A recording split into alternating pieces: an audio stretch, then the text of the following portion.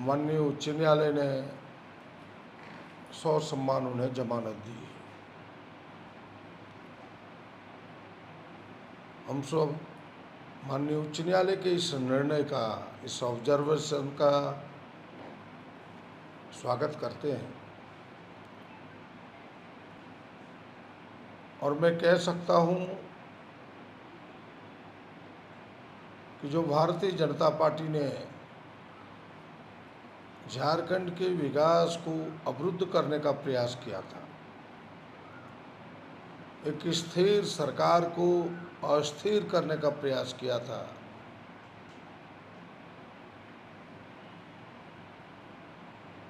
झारखंड के लोकसभा चुनाव को प्रभावित करने का प्रयास किया था, जबरदस्ती, इन सारे बातों का उत्तर कल मिल चुका है। और हमें लगता है कि यह जो विधानसभा का चुनाव, जनता इसका समुचित उत्तर देगी। जिस प्रकार से माननीय उच्च न्यायालय के ऑब्जर्वेशन में जो बातें आई, जो अब सार्वजनिक हो चुका है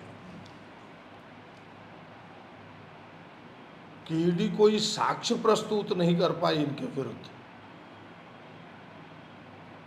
केवल कल्पना के आधार पर, अनुमान के आधार पर इन्हें आरोपी बनाया गया।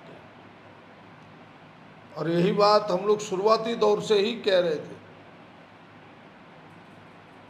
माननीय हेमंत सोरेन जी निर्दोष है, भारतीय जनता पार्टी ने जबरदस्ती इन्हें फंसाया है, अपनी राजनीतिक रोटी सेकने के लिए जो दाव उन्हें उल्टा पड़ा। और यही बात माननीय उच्च न्यायालय ने भी अपने ऑब्जर्वेशन में दिया है कि एक साक्ष्य ईडी प्रस्तुत नहीं कर पाई, केवल अनुमान के आधार पर। और आपने देखा होगा कि हेमंत जी ने विधानसभा में जो वो आए थे अरेस्टिंग के बाद, उन्होंने कहा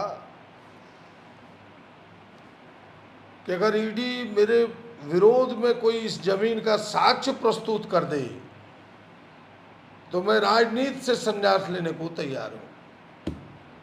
ये बात आज सच निकली और हमें लगता है कि दूध का दूध, पानी का पानी होने वाला है। अब इस राज्य में ईडी, सीबीआई का जबरदस्ती चलने वाला नहीं है। और यही दिल्ली के केजरीवाल के केस में भी आने वाला है। ये सारी चीजें, जो आतंक चल रहा था भारतीय जनता पार्टी का, हमें लगता है कि उस आतंक पर अब विराम लगेगा। एक एक लोगों को, विरोधियों को जो तंग करने का उनका सिलसिला था, उस सिलसिले पर अब रोक लगेगा। और महागठबंधन नई ऊर्जा, नई शक्ति के साथ जनता के बीच जाएगी। और आपने देखा होगा कि हेमंत जी के बनाए गए रास्ते को जो चंपईदा ने चलाया है, अभी जो दो महत्वपूर्ण निर्णय आए हैं सरकार के, कल एक महिलाओं के लिए कि भाई 25 से 49 वर्ष की महिलाओं को अब 1000 का पेंशन मिलेगा, जिसके रास्ते कल के कैबिनेट ने साफ किया है।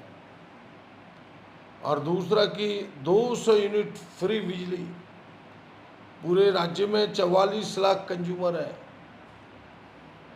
डोमेस्टिक यूज करने वाले 44 लाख में 41 लाख लोगों को अब कोई बिल नहीं लगेगा। और रूरल एरिया लगभग 100% लोग इस बिजली के चार्ज से फ्री हो जाएंगे।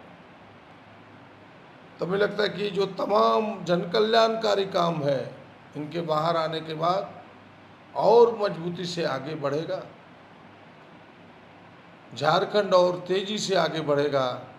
यह जो भारतीय जनता पार्टी ने रोड़ा डालने का प्रयास किया था, विकास को अटकाने का प्रयास किया था, वो सारे चीज रास्ते से हट जाएंगे और जो असली चेहरा है जनता, भारतीय जनता पार्टी के चेहरे को पहचान लिए।